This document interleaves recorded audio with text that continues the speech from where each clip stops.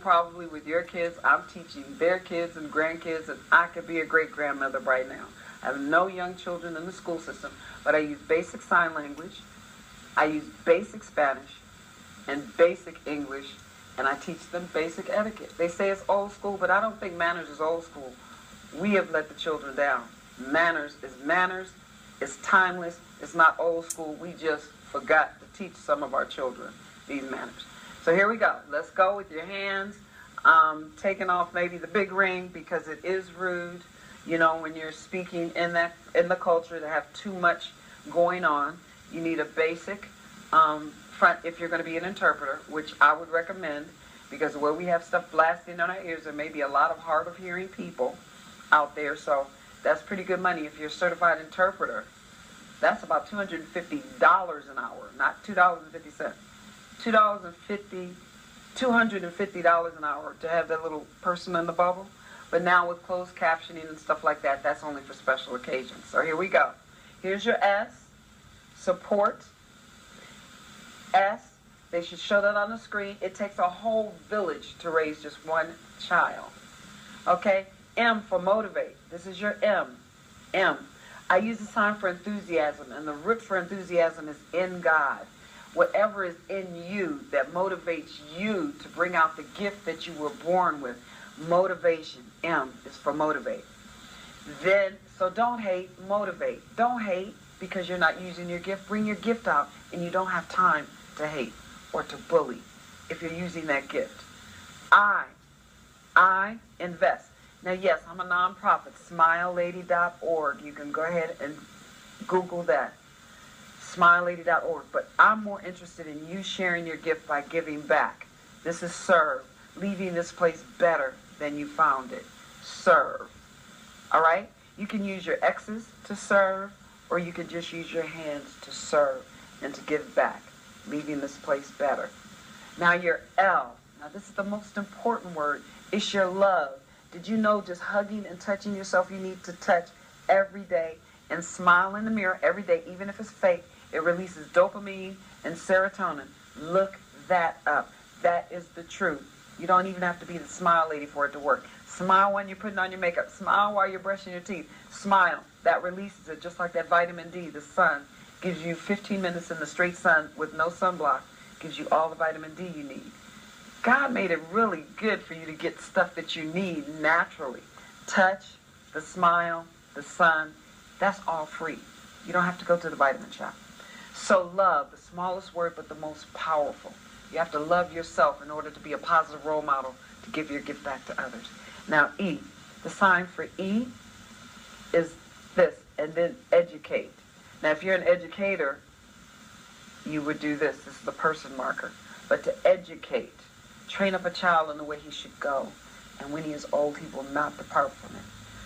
I have to say, and I'm guilty of this, that I think that this generation is getting unruly because I, Deborah, have not done my part in disciplining. I remember when the village used to grab you, and you would be aware that Sister Susie and cousin so-and-so would see you and put you in check. Now, we're not doing that.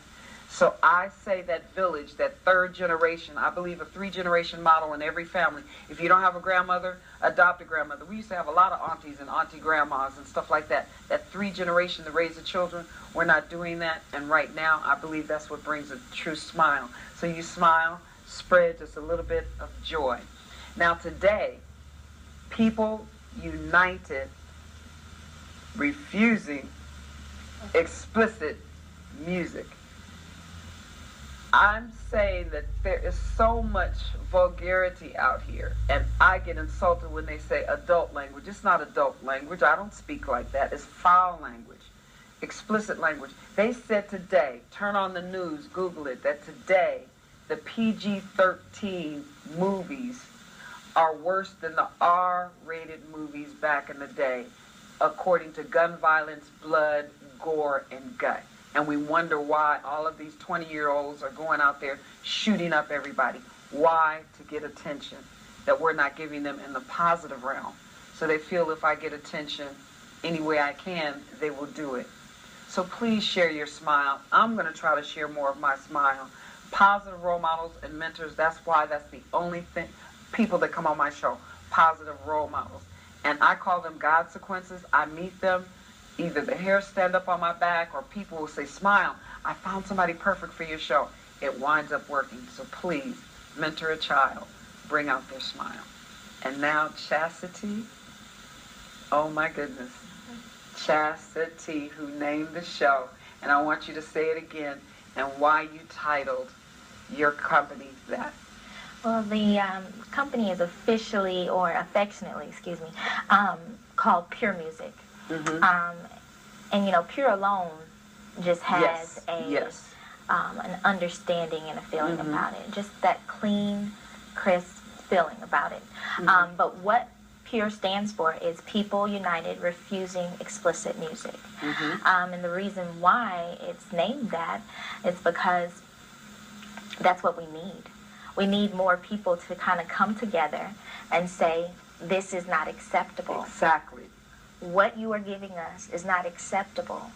Telling our young ladies to do X, Y, and Z in the bedroom is not acceptable. Exactly. I don't want my 6-year-old, 14-year-old, or anyone that's trying to live a life according to God's way, or just trying to live a life that's just straight. Thank you.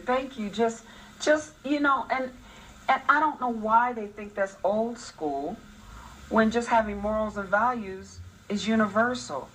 I mean, you can go anywhere and know, walking around Buckneck, there's some places you can't go where you even show cleavage. Mm-hmm.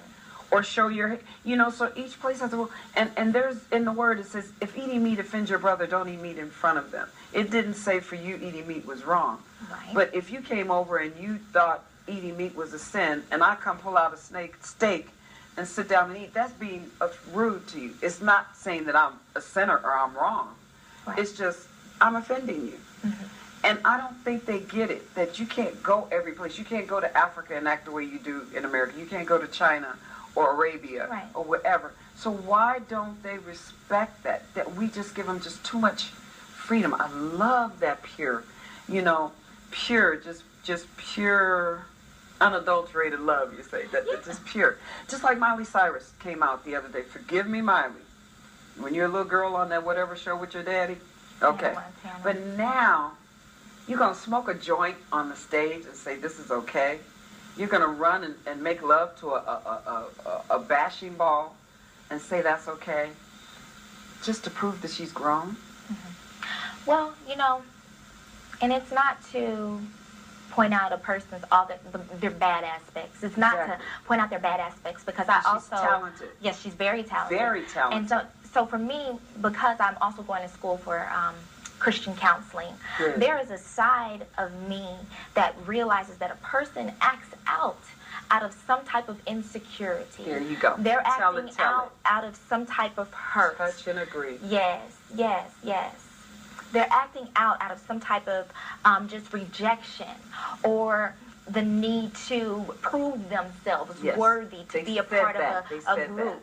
So that's why someone may act out, or they may do what is, you know, popular. Mm-hmm. You know, and it's something that they don't even really desire to do. Mm-hmm. But some people will do it to fit in. Mm-hmm. And so the point is not to really focus on her bad issues that, you know, she's kind of portraying right now, but it's to kind of get to the root of the issue. Yes. Why? Yes. Why? Yes. Why are you doing this? Yes. And then it's to say, at the end of the day, I understand that you are either wanting to find yourself, but when you are in the public eye and you have children that are looking up to you, there you go. They are desiring to be like you. Mm-hmm. And so it's what you say out of your mouth, how you treat other people, how you act, how you carry yourself is constantly being almost like idolized by these children. Thank you. And they're paying for you. They're you know, when they buy your records, you know, and so that gets me back to your passion and how you're in the music industry. And I know the answer, but I want the audience to hear from your mouth what you love doing so much. You would do it even if you didn't get paid. And if your mama would sit here, she'd say you've been doing this since you're about 5 or 6 years old. That would be